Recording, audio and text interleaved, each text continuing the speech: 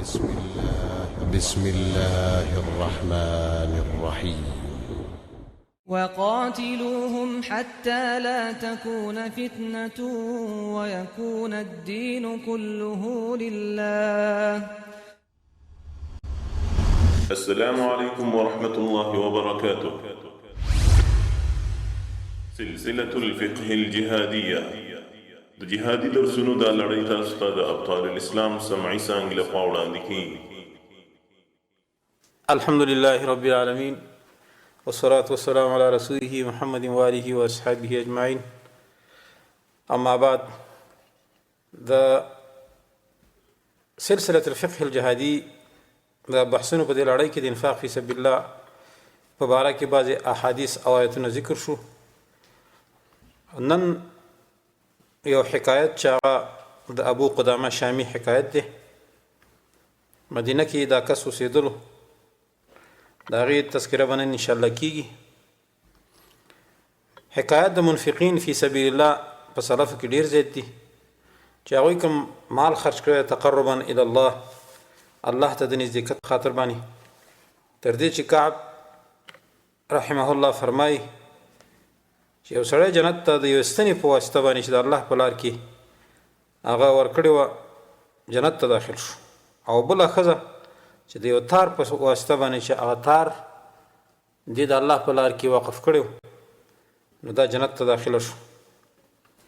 عبدالله بن عباس رضی الله عنهما فرمایي د الله په لار کې خرچه وکړه، اگر که ډېر حقیر شی هم وي. ابن ابي شیبه وغیره دین راوړی. بل روایت کې مشقس راغلی چې هغه یو معمولي غوندې غشی. نو نن انشاءالله د ابو قدامه شامی واقعه هغه ذکر کوو. په دې باره کې د نبی رسول الله وسلام په مدینه کې یو سړی چې هغې ته به ابو قدامه شامی ویو. الله سبحانه وتعالی ته جهاد ډېر محبوب کړی، د روم غزواتو کې ډېر شرکت کړی. یو ورځ مسجد نبوي کې دی ناستو، نو د خپلو ملګرو سره خبرې کولې. نو دې ملګرو ابو قدامه ته وویل چې یا ابا قدامه، موږ ته یو داسې ښایسته قصه وکړه چې تا په جهاد کې کوم لیدلی وي، ډېره عجیبه قصه چې تا باندې په زندګۍ کې کومه ښه قصه د جهاد په باره کې تا ته پېښه شوي وي، هغه موږ ته وکړه. هغه وایي صحیح ده، زه به تاسو ته داسې قصه وکړم. زه بعضې کلونو کې رقې ته داخل شوم. رقه دا یو مشهور ښار دی په بغداد کې. وایي ما یو اوښ طلب کوو دپاره دی چې خپله سلاح پې د جهاد دپاره نقل کړم. نو زه یو ورځ ناست وم، نو چې یوه ښځه راغله، دغې ښځې وویلې چې یا ابا قدامه، سمعتک وانت تحدث عن الجهاد وتحث علیه. ما اورېدلی دي چې ته په جهاد باندې خلک خلکو ته په تیزي ورکې، او ما د الله سبحانه وتعالی ډېر ښایسته ویښتان را کړي دي چې بلې هېڅ ښځې ته الله دغه ویښتان نه دي ورکړي. ما دا ویښتان ډېر اصلاح کړي دي، د هغې مې ډېر خدمت کړی دی، او ما ته یو پړی جوړ کړی دی، په خاورو کې مې خړ پړ کړي دي، د دې دپاره چې دې ته څوک ونه ګوري چې دا ګینې ویښتان دي. نو ما دا ویښتان په خاورو باندې خړ کړي دي دپاره چې څوک ورته ونه ګوري چې دا د زنانه ویښتان دي. او زه خوښوم دا خبره چې دا ویښتان ته د ځان سره واخلي. خو کله چې د کفارو ښار ته لاړې، ځوانانو په جهاد باندې شروع وکړله، او تورې راوویستلی شي، غشي ویشتلی کېږي، او جنگ شروع شو. نو که ته محتاج شوې دې زما ویښتانو ته، ډېره ښه ده ته استعمال کړه، اسونه به پرې تړې، والا فادفعه الى من يحتاج الیه. دا به بل چاته ورکړه چې هغه ډېر محتاج وي، د پاره د دې چې لیحضر شعري ویصیبه الغبار فی سبیل الله. الله دې دپاره چې زما دا ویښتان د الله په لار کې ولګي او هغې ته ګرد غبار ورسي. ځکه فانا امراتن ارمله، زه یو کونډه ښځه یم، زما یو خاوند او کورنۍ مو هم وه، لیکن کلهم قتلوا فی سبیل الله، ټول د الله په لار کې قتل کړی شوي دي، هغوی شهیدان شوي. که چېرته په ما باندې جهاد وی نو لجاهدتو، زما به جهاد هم کړی وی. ابو قدامه شامی رحمه الله فرمایي چې ما له بیا دا ویښتان راکړو. بیا راته دې زنانه وویل چې ای ابو قدامه، په دې باندې ځان پوه که چې زما خاوند چې کله وفات کېدلو د الله په لار کې قتل کړی شوی هم دی، خو چې کله وفات کېده نو یو ښایسته ماشوم یې پرېښی و، زما زوی و، او دغه ماشوم د قرآن تعلیم هم کړی و او ډېرو ټریننګ شده زوی مې و، غشي مې یادول او دارنګې نور ټریننګ یې د جهاد دپاره پوره کړی و. د شپې به الله ته ودرېده، د ورځې به روژه دار و، چې دی 15 کلنو تقریبا. په دومره وخت کې د قرآن تعلیم هم کړی، دینی تعلیم یې هم کړی، نشانزن هم و. اوسني 15 کلن ماشومان وګوره او د دې ماشوم حال وګوره، 15 کلن و، لیکن د ورځې به روژه نیوله، د شپې به تهجد کول، لیکن دی اوس غایب دی. زه غواړم چې دا الله سبحانه وتعالی ته هدیه کړم، او زه تانه سوال کوم په حرمت د اسلام سره چې ما کوم سوال د الله نه کړی د هغې نه ما محروم نه کړي. ګوره دا زوی مې دی د الله په لار کې زه وقف کوم، په دې باندې زه د صلاح ثواب طلب کوم. ابو قدامه شامی رحمه الله فرمایي چې بیا ما دا اختان د دې نه واخست، نو ما ته یې وویل چې دا په بار کې کېده چې زه ورته وګورم او زما زړه مطمئن شي په دې باندې چې دا ویښتان تا د ځان سره واخیستل.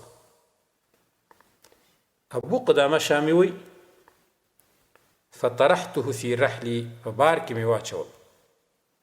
او د دغې رقه نه ووتم د بغداد نه، ما سره خپل ملګري روان دي. هر کله چې زه د مسلمه بن عبدالملک قلا ته ورسېدم، دا یو ځای و، نو زما نه وروسته یو شاسوار را روان دی په اس باندې سور، اواز راته کوي یا ابا قدامه قف علی قلیلا یرحمک الله، لږ غوندې ما ته ودرېږه، الله دې په تا رحم وکړي. زه ودرېدم، ما خپلو ملګرو ته وویلې تاسو ور مخته شئ وګورئ چې دا څوک دی. زه هم ورنږدې شوم چې ورلم، پام مې وکړ دا یو فارس و، په اس باندې سور دی. ما ته رانږدې شو، ما له معانقه راکړه، غاړه راته راکړه، بیا یې دا وویل الحمدلله الذي، ثنا د هغه ذات ته چې زه محرومه نه کړم د صحبت ستانه، بې ګټې زه واپس نه کړم. ما د دې سړي سره ملاقات وشو، ما وویل زما دوسته د مخ نه دا ګردونه پاک که، نو که ستا په شان سړي باندې ماشوم باندې چې ته غذا لازم وي، نو تا ته زه امر وکړم په تګ سه، ځکه ته لا ماشوم یې، او که په تا باندې غذا لازم نه وي واپس کوم دی بیا. نو چونکې ده وربوز والی و چې کله د مخ نه هغه کپړه لرې کړه، نو مخ یې داسې ښایسته و کانه القمر لیلة البدر، لکه د 14مې سپوږمۍ. الله په آثار د نعمت ایښي. نو ما وویلې چې حبیبي لکه والدون، تا دپاره والد شته، پلار دې شته؟ قال لا، وایي زما پلار خو نشته، بلکې زه راوتی یم دې دپاره چې د خپل پلار هغه طریقه، مسلک او د هغه منهج پسې لاړ شم، هغه چې په کومه لار باندې تللی دی. ولې ځکه هغه د الله په لار کې شهید شوی دی، کیدای شي چې الله ما ته هم شهادت راکړي، لکه څرنګه چې زما پلار ته شهادت نصیب شو. بیا مې ورته وویل آیا ستا والده شته؟ هغه وویلې او. نو ما ورته وویل اذهب الیها واستأذنها، هغې نه اجازه وغواړه، فإن أذنته، که تا ته اجازه درکړه، والا فاقم عندها، بیا د هغې سره اوسېږه. ځکه دغه وخت جهاد فرض کفایي او فرض عین نه و دوستانو. ځکه د هغې طاعت په فرض کفایي کې د دې فرض کفایي جهاد نه افضل دی. لأن الجنة تحت ظلال السيوف وتحت أقدام الأمهات. ځکه جنت د تورو د سورو لاندې دی او د مور د قدمونو لاندې دی. د هغې په خدمت په وجه باندې به ته جنت ته ځې. دا ماشوم ما ته وایي ای ابو قدامه ما نه پېژنې؟ ما ورته وویل زه خو دې نه پېژنم. نو بیا ما ته وایي چې انا ابن صاحبة الودیعه، زه د هغې ښځې زوی ما چې کوم تا ته ویښتان درکړي. ما اسرع ما نسیت وصیت امي صاحبة الشکال، ته څومره زر زما د مور هغه وصیت هیر کړ چې کوم تا ته ویښتان درکړي. وانا ان شاء الله شهید ابن شهید، زه به ان شاء الله شهید د شهید زوی جوړېږم. خو په الله سره تا نه سوال کوم چې ګوره ما به د جهاد نه ایساره، د الله په لار کې زه جنګ کوم. ځکه زه د الله د کتاب حافظ یم، د نبی رسول الله وسلام په سنت باندې پویم او دارنګې په ټریننګ باندې هم پویم. هر قسم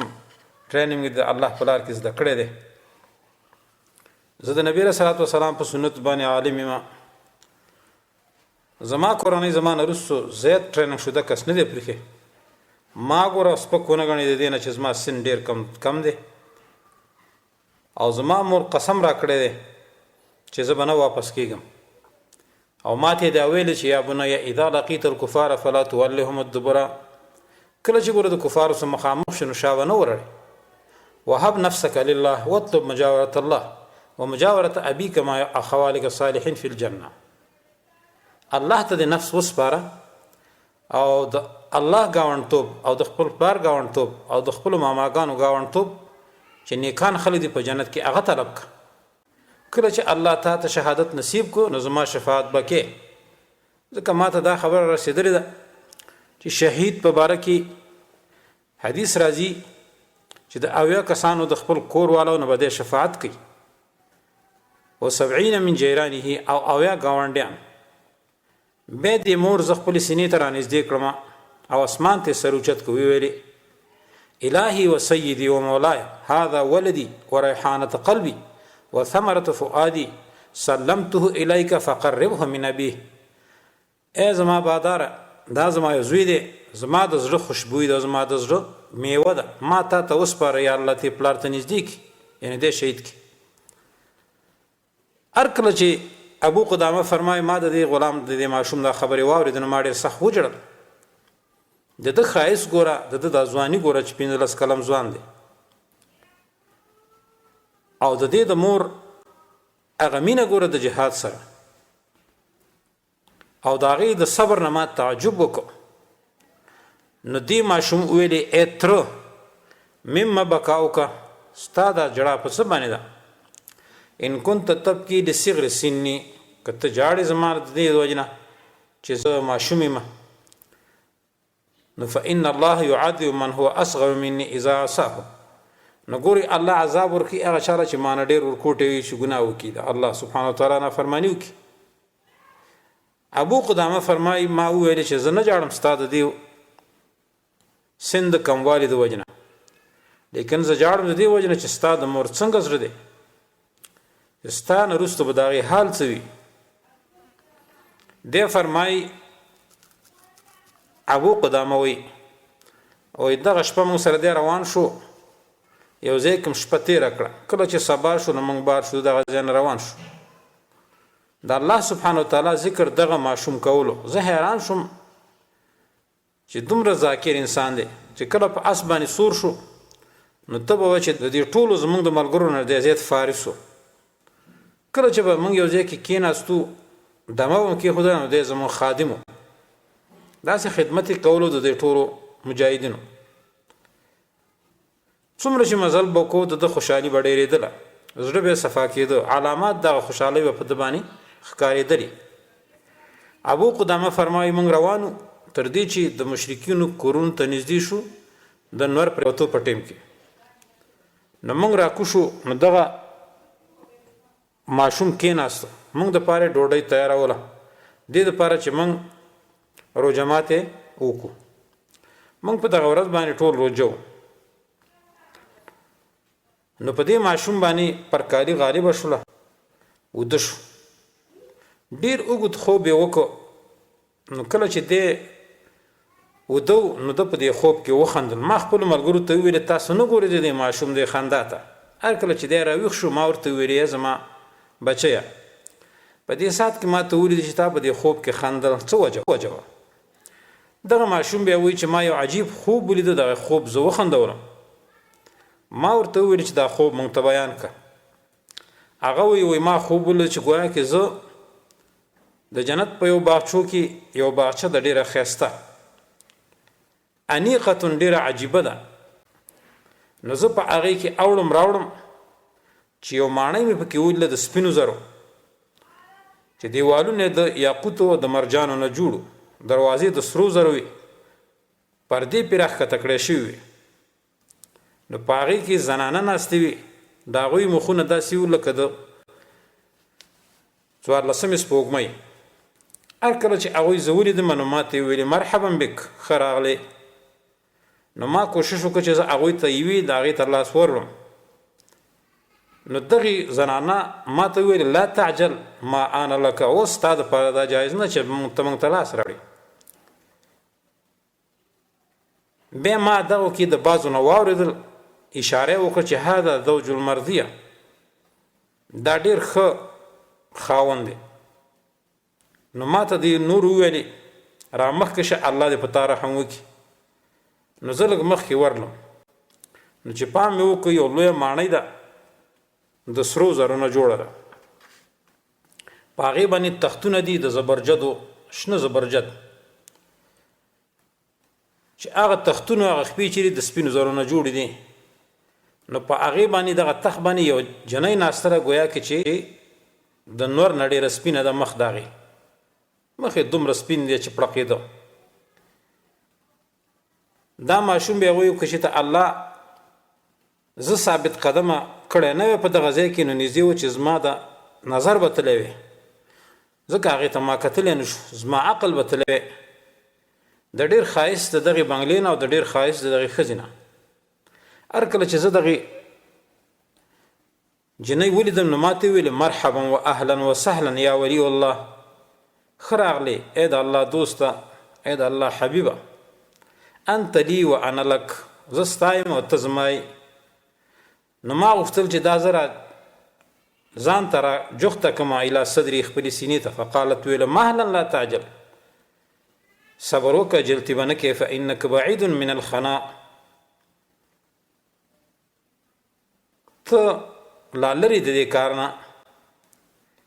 زما او ستا واده به سبا تره په وخت د ماسپښین لمونځ کې خوشحاله شه ابو قدامه وی ما ورته ویل چې ماشومه تا خو ډېر بهترین خوب لیدلی دی بیا موږ دغه شپه تېره کړه او د ماشوم د دغې خوب نه موږ څه تعجب کوو چې دا څنګه خوب یې لیدلی هر کله چې موږ سبا کړو او خپلو آسونو باندې سوارو شو نو یو اواز کوونکی اواز وکړو چې ای د الله دوستانو سواره شئ په آسونو باندې هغه جنت طرف ته تاسو منډه کوئ چې تاسو هغه خوښوئ انفروا خفافا وثقالا بر لږ وخت تېر شوی نه و چې د کفارو لښکر راورسېد لکه د میږانو په شکل باندې نو اول هغه څوک چې په دغه کافرو باندې حمله وکړه دغه ماشوم د هغوی په صفوفو کې ننوت په منځ کې ورننوته د هغوی نه ډېر کفار مردار کړه ډېر ځوانان یې ته مردار کړه هر کله چې ما دې ولیده نو زه ورپسې شوم د هغه د اس واګې مې ونیولې ورته مې ویل یا حبیبي ارجع فانت صبي ولا تعرف خداع الحرب ای زما دوسته واپس شه ته ماشوم یې د جنګ په چل باندې نه پوهېږي د جنګ په چل باندې ته نه پوهېږي نو دی وی یا عمي الم تسمع قول الله عز وجل آیا تا نه دی اورېدلي د الله دا قول یا ایها الذین آمنوا اذا لقیتم الذین کفروا زحفا فلا تولوهم الادبار الله فرمایي چې ایمان والا کله چې تاسو د کافرو سره مخ شئ چې کله د دشمن سره مخامخ شئ په جنگ کې نو تاسو به شاګان نه وراړوئ ماشوم راته وایي اتريد ان ادخل النار ته غواړې چې زه ورته داخل شم زه خو تېښته نه کوم ما سره دا خبرې کولې چې په موږ باندې مشرکینو یو دم حمله وکړه لکه یو سړی چې حمله کوي داسې را باندې ټول راغله زما د دې ماشوم په منځ کې دغه کافر حایل شو او زه د دې ماشوم نه منې کړم. هر یو په خپل ځان باندې شو. ډېر ملګري زموږ نه شهیدان شو. هر کله چې کافر او دغه مسلمانانو ټولي سره بیل شو نو د دغه مقتولینو شهداو شمار معلوم نو. نو ما خپل اس د دغه مقتولینو د شهداو په منځ کې ګرځاو دې دپاره چې زه خلک وپېژنم. نو د هغوی وینې په ځمکه باندې روانې مخونه یې نه پېژندل کړل د ډېر ګرد غبار او د وینو نه. نو زه ګرځېدم د دوی په منځ کې چې پام مې وکړو دغه ماشوم پکې پروت دی، خاورو کې خړ پړ دی او په وینو کې اوړي راوړي او دا आवाज کې چې یا معشر المسلمین بالله ابعثوا لي عمي ابا قدامه، اے د مسلمانانو جماعت تاسو د په الله باندې قسم چې ما ته خپل تر ابو قدامه راولي. کله چې ما د आवाज واورید چې رالم مخ مې ولا نه پیژاند ځکه لکثرت الدماء والغبار، ځکه ډېرې وینې پې پرتې وې، ډېر ګرد پې پروت و دوس الدواب د اسونو هغه خپې ډېر دی خراب کړی، خپې پیښې وي. ما ورته ویلې ها انا ابو قدامه، زه ابو قدامه یم که. دا ماشوم بیا ما ته وایي چې یا عمي صدقت الرؤیا، ما خوب رښتینی که ورب الکعبه قسم په رب د کعبې باندې زه د هغې ښځې زوی یم چې کوم تا ته هغه ویښتان درکړي دي. نو یو دم پې ما ځان وروغورځو، نو ما هغه سترګې پاکې کړې، خاورې مې ترې لرې کړې، وینه مې د بدن نه لرې کړه. ما ورته وویل چې یا حبیبي لا تنس عمک ابا قدامه اجعله فی شفاعتک یوم القیامه. ای زما دوسته ګوره خپل تر دې هېر نه کړي چې ابو قدامه دی، د شفاعت نه هېر نه کړي، د شفاعت وکړه په ورځ د قیامت کې.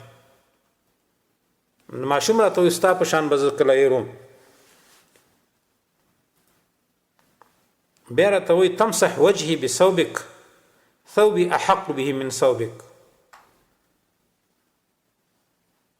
وایي ته زما مخ پاکې په خپله کپړه باندې، زما خو کپړه زیاته حقداره چې ستا د کپړه نه، زما په خپله کپړه باندې زما مخ پاک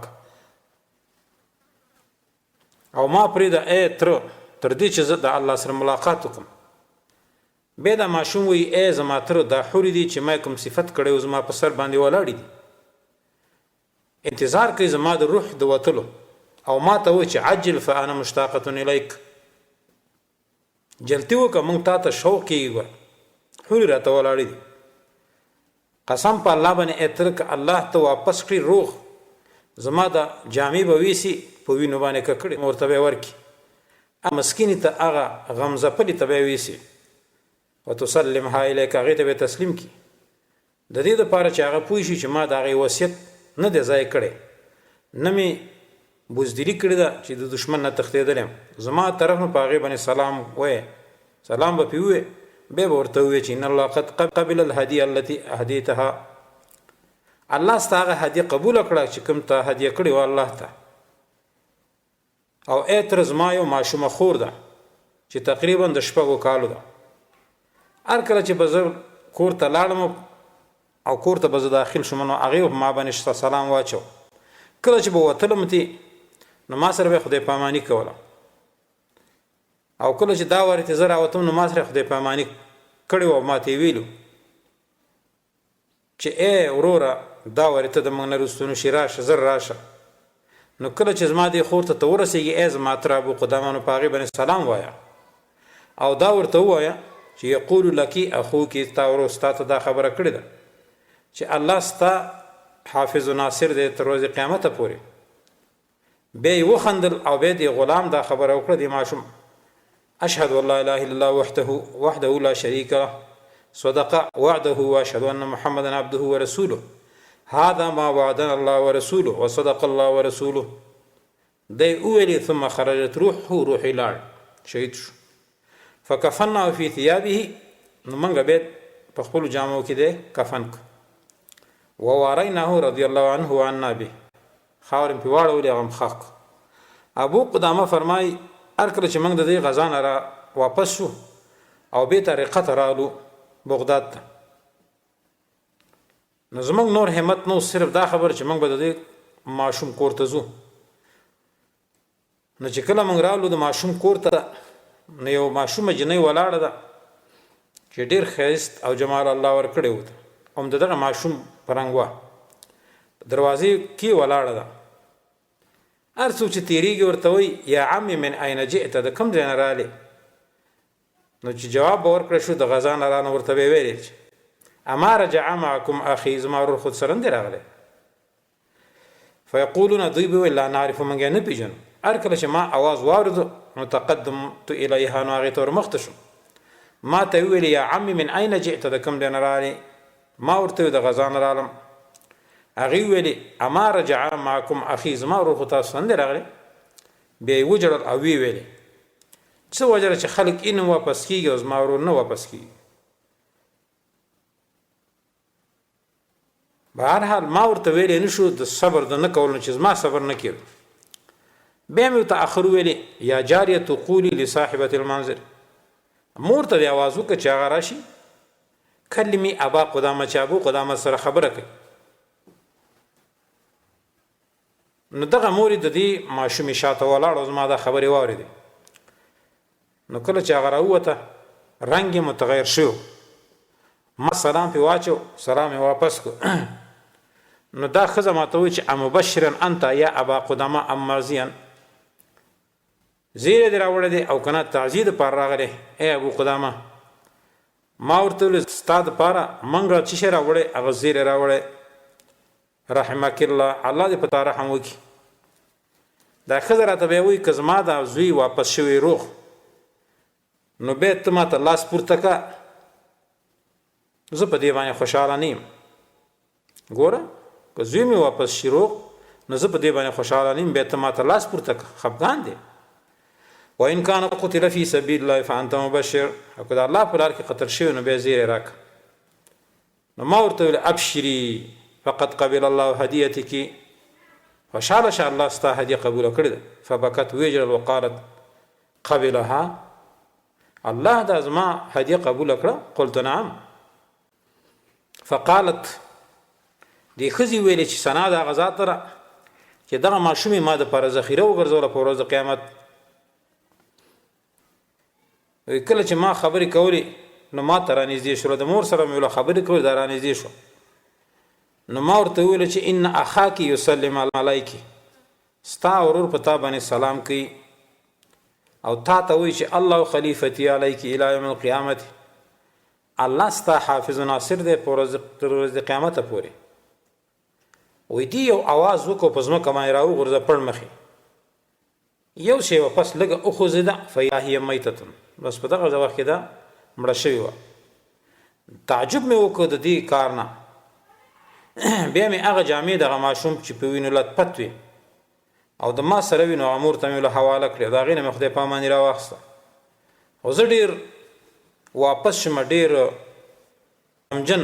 چې د دې مور حال مې ولید او د دغې ماشومې چې دغه ماشوم خور وه او بیا د مور د صبر نه مې ډېر تعجب وله وکړو نو دا و د ابو قدامه واقعه چې هغوی د الله په لار کې دغه ماشوم 15 کلن ماشوم دی او مور د الله په لار کې دغه یو زوی و هغې الله ته سپارلی نو دوستانو اوسني ځوانان د دې واقع ته سوچ وکړي چې زموږ به څه حالي په صورت باندې روغي یو نه دوه نه درې څلور ورونه په کور کې ناستي او یو هم جهاد ته نه وځو الله دې موږ او تاسې ته دا ګناه معاف کړي چې موږ او تاسې د الله د یو لوی فریضې نه قعود کړی دی د هغې نه ناستي الله دې موږ او تاسې کې دا جذبه پیدا کړي هذا واخر دعوانا ان الحمد لله رب العالمین وصلى الله تعالى على خير خلقه محمد وآله وأصحابه أجمعين. دا سلسله تاسو د ابطال الاسلام له ویب پاڼې څخه ترلاسه کولی شئ